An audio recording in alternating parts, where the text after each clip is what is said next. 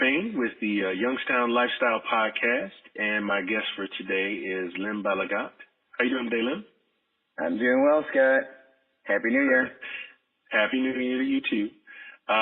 Reason we're talking today is we picked up, we're working on a property together in Youngstown, a residential investment property, and you acting as part financer of the property and just someone who brought the deal, helped bring the deal to the table. And so one of the things I wanted to better understand and share was how this property itself came into your system. You know, I know you're prospecting. Like, what's something that you do as a prospector to find deals like this one? I'm going to stop talking now. Okay, sure. No, not a problem. Yeah, well, what I do is I virtual wholesale, and basically my online marketing is my campaign. And when this property came into my leads, that's how it all started from there. Then that's how 90% of my at least 90% of my deals come from my online marketing campaign, and we wholesale around the country. This one happened to be in Youngstown, Ohio, and I believe that was, and we just wrapped this up not too long ago, but it was in the works for about 60 days, a little bit longer than usual, but whatever obstacles were there, the challenges, I believe we all did our part to foresee that and move forward. Well, what made, just to give a little background on the property, for those who don't know, it's a duplex, side-by-side, ranch style. One tenant that already has a tenant, and the other side's vacant. Needs a little bit of rehab to bring it totally where we want it to be. But overall, the area and the property itself are in a very desirable spot. Now, when you were looking at it from in front of your computer screen, what's some of the things that you saw on the page that made it stick out to you, as a property? Sure. Well, number one, anytime you deal with duplex, I feel that there's always a buyer for something. And when you look for, when you come across those, some people look for the passive income. And in this neighborhood, when we first looked into it, we looked at it into a flip. And when I reached out to, when I spoke to the homeowner that submitted the information, I got the details of what this area was from the get-go. So I kind of knew what I was dealing with from the very beginning. They told me that this area here, this whole area was built primarily for a hospital that they were bringing in. And this was back in the day, I don't know, I'm going to say years, at least in the 70s. And they built this whole district in this, I don't know if it's just this area, but I know along the street, they built a bunch of duplexes for resident doctors, surgeons, so forth, that they brought in from out of state to give them housing here. And this is how this all started with this development. But what we found out, what I looked into, obviously right away, was what's the potential? What are the potentials for another buyer to, to make a return and do what they do? If they didn't fit, then I wouldn't be talking to you right now, or having worked with you and your partner for the last 2 months on it. So there was a lot of potential here. That's what we saw from the very beginning. Okay. Yeah, when it comes to like discerning potential in investments, I know that you were a graduate of Fortune Builders, right? Correct. Mm-hmm.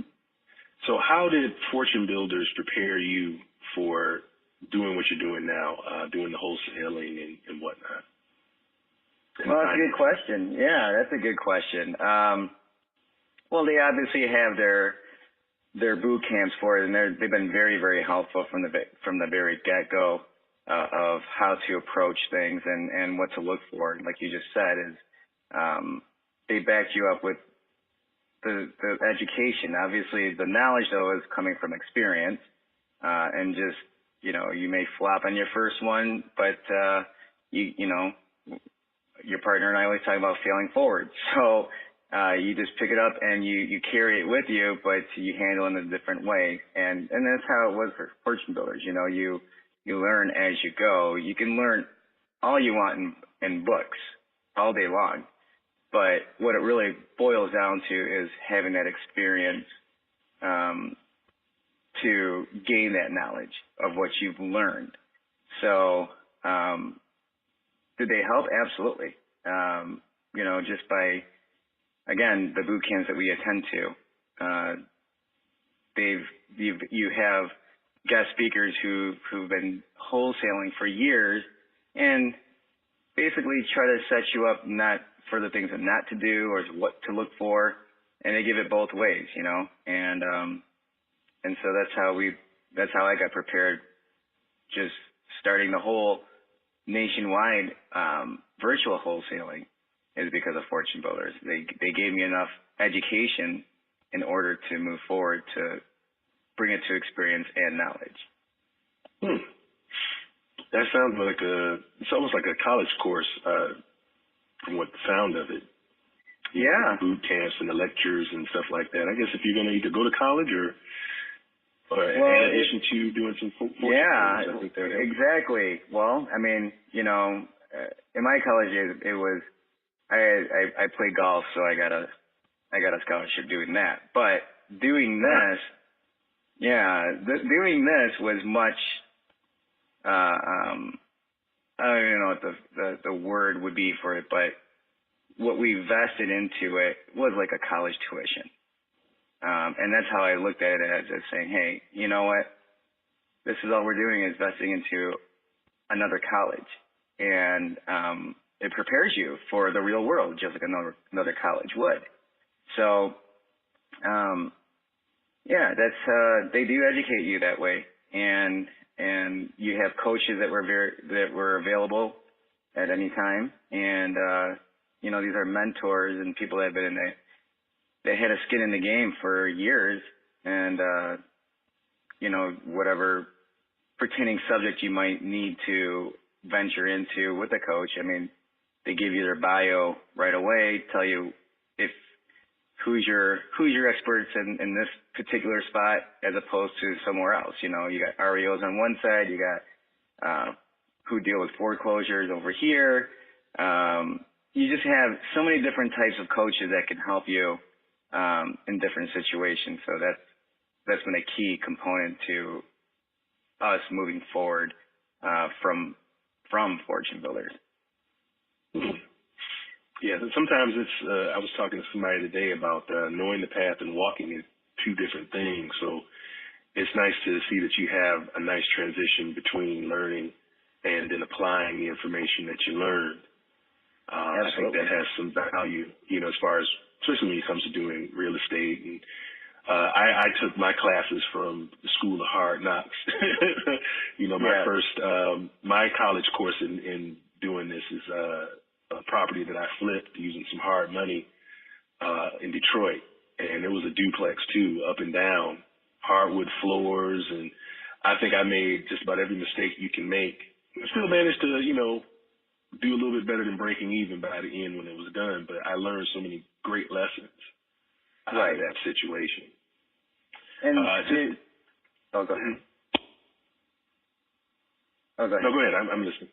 Oh no, I was just going to piggyback off of that. Is again, when you learned or you experienced to gain that knowledge, you knew what to pick up with you on your next project of what not to do and what to do. Mm-hmm. And again, if I go back to fortune builders, what they try to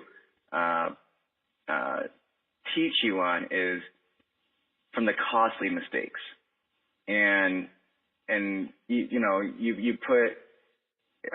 put this tuition into it, and if you were able to capitalize that when you go on your project from making that big, costly mistake that can, drive you out of the game real quick.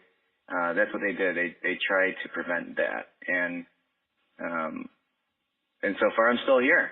So, it's I haven't hit that costly mistake, and I think again it's because of what I've been educated with. And another thing too about fortune builders, I mean, I can speak so highly about them just because things are handled the right way. I think the business ethics of this community is fantastic. People just do it the right way, and and it goes back to what I've grown up with my mother. Just when you do it, just do it right. You may run into obstacles or challenges, but those are things you have to deal with. Things line up the way they're supposed to line up, and that's what we did with fortune builders. We just want to do things the right way. It's been working for others, and again, to avoid things that didn't work for others. So, that's about it. I think I said enough about fortune builders. Yeah. Brought to you by fortune builders. This is not a fortune builder, just so you know. I just appreciate this thing. It does lead me to my next question, is more of a personal one. Because it sounds like I said, you got a good education, you have a game plan, stuff like that. But as we both know, these deals can turn and they can be crazy, and there's a lot of ups and downs when you're dealing with real estate sometimes. And so, how do you keep yourself motivated and moving forward when those setbacks arise? Well, it's fail forward.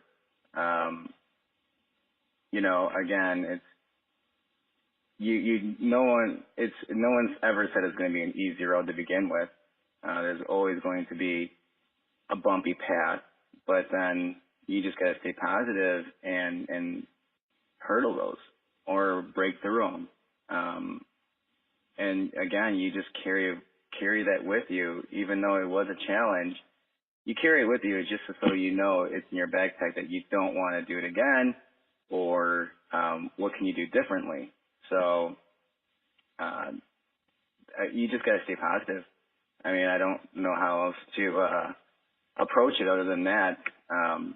You sit back and not do anything about it, then it's not gonna move forward for you. And you just gotta pick it up, carry it with you as knowledge, and put into the portion where you want to avoid, but at least it's sticking with you. You've done this before, and you don't want to do it this way, so you just gotta put your thinking cap on how to make it more efficient, and you'll be successful from that point on. You can't be successful unless you fail, right? So it just depends how much you failed and how costly it was. I mean, sometimes you hear the horror story that people will never do it again because it was costly to them. But right. I've known people who said that, and now they're they went from living back at home without a sense of their name, and when they fail forward, now these are successful investors that are roaming Detroit right now. So again, they took it in account that you fail forward, you're gonna make something happen. You just gotta. It's like I saw something. Win or you fail. You either win or you learn. Basically, putting it forward that there's no losers. I guess the only time you can lose is if you just put it down and never pick it back up after you Absolutely. fail. Absolutely. I 100% agree with you on that. Yes. Yeah, but I think one of the things that you touched on something that I wanted to ask you about when it came to what's your self-talk like that's one of the things that I sometimes have a trouble with is just without even intentionally doing it and thinking negative. And if you think too negatively, it can spiral out of control. And you're not even having a real thought. You're having what your anxiety and what your frustration thinks is a real conversation, internal conversation. So like for me, the things that help me are, sometimes I listen to something motivational. For instance, right now I'm listening to a lot of Lisa Nichols. Just her voice right now to me is giving me strength to do a lot of things and move forward in some things in my life. I just was curious as to, do you have something that you listen to or someone that you talk to that kind of gives you that same type of boost or lift when you need it? Yeah, every day. And that's my biz and life partner, my wife. Oh, okay. Yeah. She's my rock. She keeps me,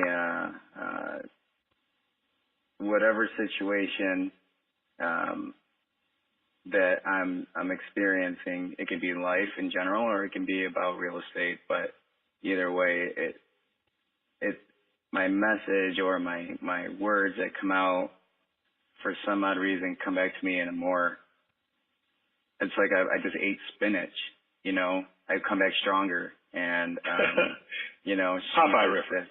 Yes, yeah, exactly. She's the one that gives me that strength every single day. I tell her every day, we talked about before, Scott, the real estate so far is, it's a roller coaster. It's up and down, and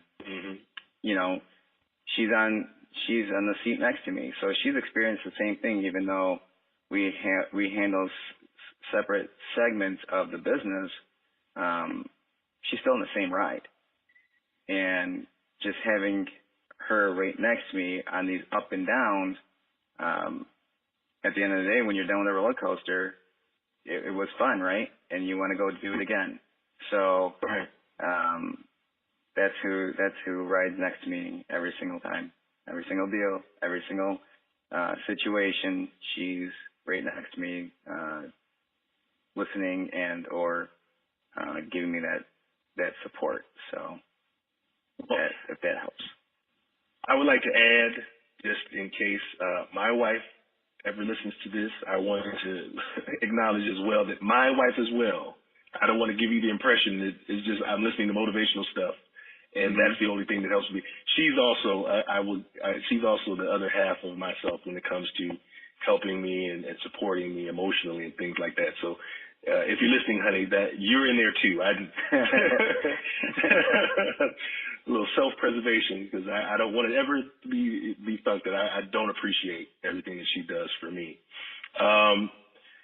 Before we wrap up, I gave you a random question last time. I have a random question for you today. I wanted to get your answer before we wrap up. Okay.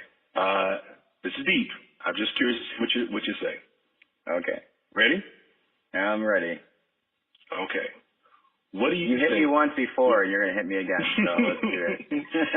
This was deeper than the last one. Okay. What do you think would be one of the best steps we could take toward ending poverty around the world? Oh, gosh. I love putting you on the spot. Yeah. I mean, there's many variables that can go into this, but I'm trying to pick one that would say, hey, this would be a key that can be a constant to it.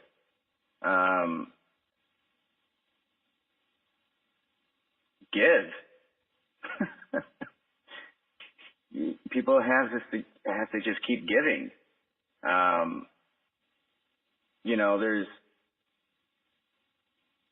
It is really, you are putting me on the spot, but what it boils down to is if you look at,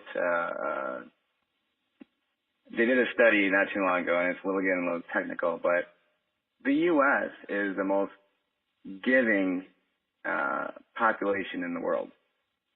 And people that give, I don't care if you need a return out of it. If they say, what's in it for me, that's fine, but you're still giving, and if people were just to keep following that, I think we have a chance. Share it. Let's give and share. And, you know, can government do it? Obviously, government does it in a way, but I think in a way it gets taken for granted and taken advantage for. So, you know, I you know, just in itself and in the world globally, I just think giving and sharing is one way of even starting that.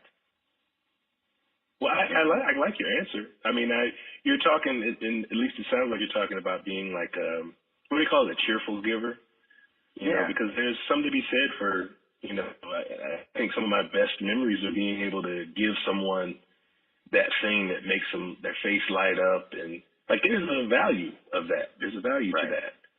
And I think we had this conversation before, Scott. I don't know if it was you and I, but I mean, why is it people only think to give more during the holidays? Why would it have to depend on one day or tragic to give when you can just keep giving and prevent all that? It's kind of like, I'll give you an example. It's kind of like Mother's Day. Why do we celebrate a Mother's Day when a mother gives and does all they can every day? We should be giving Mother's Day presents every day to mothers, right? You know, why just celebrate that one specific day when they're doing it another 364 days a year? That's true. So, that's true. You know, all I'm saying is if we just gave every day and shared every day, it could surpass it, because when you think about it, now, see, now I'm kind of getting deep into it, but my mental thought of it is, you know, it's kind of like if you dig yourself in a hole, you're so far down under, it looks endless where you can't get back up. But if you just chipped away on an elephant every day, it becomes normal. And it doesn't seem so big anymore. It's there. There's always going to be a certain percentage, but with the percentage that we have today globally, it's because we're not giving every day. We wait until something happens or something's said or something is read to start doing it, you know? And if we weren't so far in the hole like that, it'd look much prettier globally. Yeah. Well, I can agree with what you're saying. I thank you for your answer, and I thank you again for spending some time with me to talk a little bit about it. So, and I think what we're doing right now is contributing, because you gave some great information, even a nice plug for fortune builders. You're sharing that information with other people who perhaps will take some inspiration and go out and start learning and investing themselves. That's the way we get out of any kind of economic downturn. We can all kind of pull it together and make some things happen. And like we talked about before, it's all about sharing, you know. So when we had our last conversation, real quick, I won't elaborate too much into it, but look, whatever I'm experiencing, I would love to share it, you know, and if it helps somebody, fantastic. You know, it's just something that you just want to you want to keep giving, so someone else can take that as well and use it how they want to use it, or try it how they want to try it. So, but yes, yeah, that's where I was getting at is I think we talked about a little bit about the give on our last conversation. A little bit. The gold giver, I think, is what we spoke of. So. Well, I appreciate your time today, Lem. I'm gonna wrap us up for today's talk, but I always appreciate you, Scott. Thank you, sir. Thank you. I look forward to talking with you again soon. Absolutely. This again has been the Youngstown Lifestyle Podcast. Hopefully, learned a couple of new things, and If you want to contact Lem, you'll be able to reach out via our website to connect. Otherwise, thank you again for listening. And